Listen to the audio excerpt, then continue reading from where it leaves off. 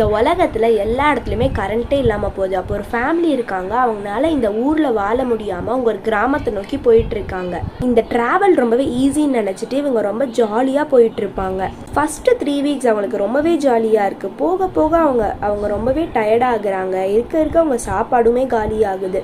அவங்க ஒரு கட்டத்தில் அவங்க மயக்கமே போட்டு விழுந்துருவாங்க. அப்போ அவங்க ஒரு ஃபேமிலியை பார்க்குறாங்க. அந்த ஃபேமிலி கிட்டேருந்து இவங்க நிறையாவே டிப்ஸ் எல்லாம் கற்றுக்குறாங்க, எப்படி சர்வைவ் பண்ணணும். அப்புறம் அவங்ககிட்டதும் நிறைய டிப்ஸ் வாங்கிட்டு அப்புறம் இவங்களும் ட்ராவலை கண்டினியூ பண்ணுறாங்க. போக போக இவங்களால பசி ரொம்பவே கண்ட்ரோல் பண்ணவே முடியும். பன்னி மேய்ஞ்சிட்டு இருக்கும் அந்த இடத்துல. அதை போய் இவங்க போய் கொல்றதுக்காக இந்த 4 பேர் போய் அதை போய் குத்துறதுக்காக போயிட்டு இருப்பாங்க.